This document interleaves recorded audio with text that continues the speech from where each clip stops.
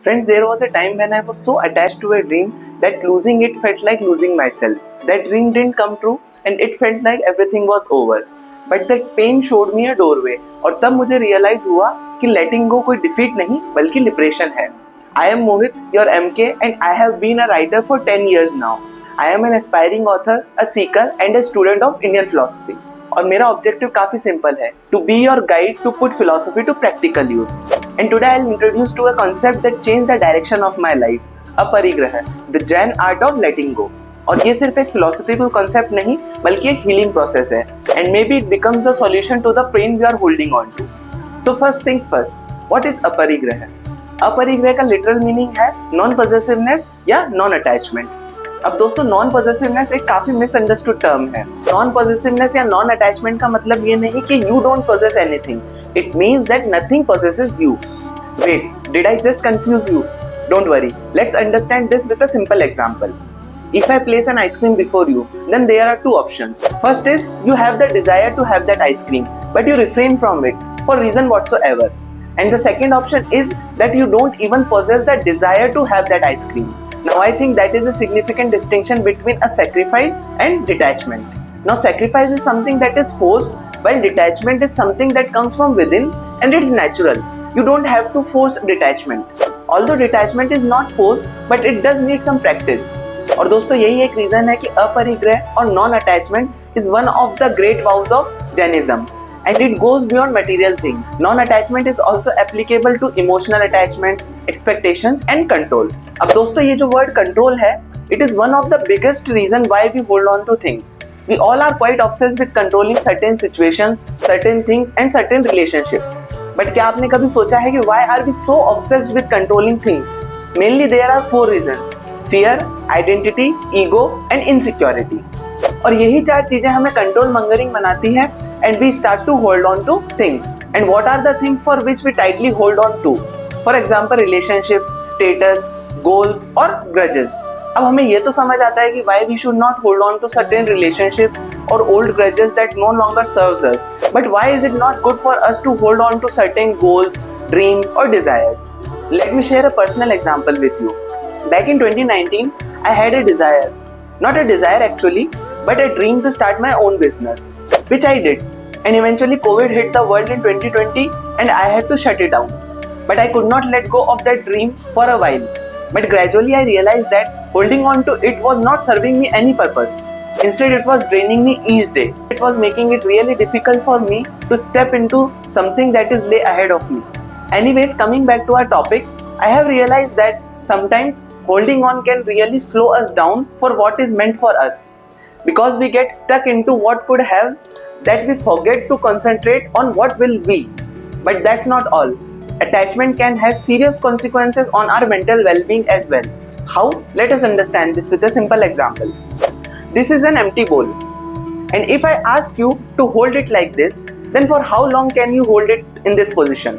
2 minutes, 5 minutes, 10 minutes, half an hour or an hour? The best you can do is 5 minutes. Well, I have tried it the other day and after 5 minutes, it started to weigh me down. Now what can we take away from this demonstration? Despite the fact that the bowl is empty, still if we hold it in a particular position for more than 5 minutes, then it starts to get heavy. It means that no matter how small the problem, situation or the grudge is, if we hold on to it for quite some time, then it starts to get heavy. And eventually it becomes the reason behind all the mental clutter, anxiety and stress.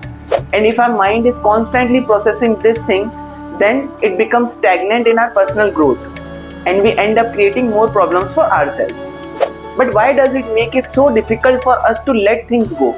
Perhaps because we think that letting go is a weakness. But let me tell you this, my friends, that letting go is not a weakness. It is the greatest strength that you can muster. And to help you let go of any past hurt or pain, let me clarify what letting go is not. Because there are a lot of misconceptions about letting go. First of all, letting go does not mean not caring. Because it is totally possible and alright to let go of someone that you still care about. Letting go can imply that you no longer need that person around, but that doesn't mean that you stop caring about them. Because you can care for a person from a distance as well. Another thing, letting go means choosing peace over control. We have to take this thing out of our heads that we no longer need to control everything. It is not absolutely necessary that we are in control of everything all the time. Sometimes we should just let things happen to us in the way they happen.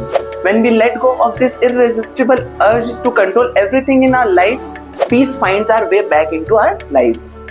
And what would you prefer? Peace that comes with letting go, or mental clutter that comes with holding on to things? I think the choice is quite obvious, right? And now let's jump on to Aparigraha in modern practice. So in today's digital world, we have to deal with a lot of distractions, social media being the biggest one of them. So while we are surrounded by so many distractions, we have to have a concept that can restore our peace of mind. And how can we do that? First being digital detachment, that is, reducing digital clutter by letting go of FOMO or comparison. Basically, when we are doom scrolling, our mind gets occupied by unnecessary information, which becomes the primary reason behind the brain fog.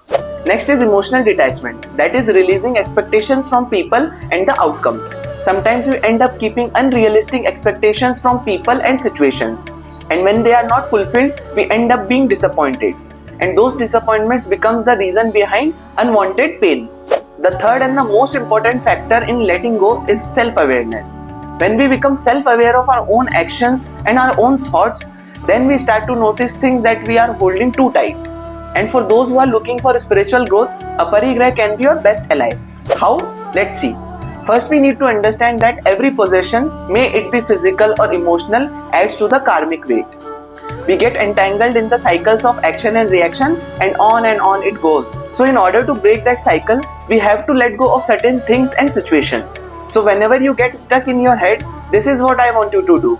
So start by asking yourself, what am I scared to lose? What am I unnecessarily holding on to? What would I feel if I truly let go of this? Can I be grateful and still detached? When you ask these questions, you become self-aware of your thoughts. And this self-awareness will definitely help you let go. So as a final note, I want you to remember that letting go is a muscle. You build it slowly. And in order to develop the habit of letting go, we should always start with small choices. For example, try to let go of a past fight, a grudge, or an expectation. And remember, although Aparigraha means non-possessiveness, but it is not at all about renouncing life. Instead, it guides us to embrace life without fear. And as I take your leave, I want to let you know that you deserve to be free. In fact, we all do. And letting go might not change your circumstances, but it will definitely change you. So next time if you are stuck in your head about any situation, remember Aparigraha, the Jain art of letting go. I will see you in the next video. Till then, take care, be happy, and remember, Krishnam Sada Sahayate.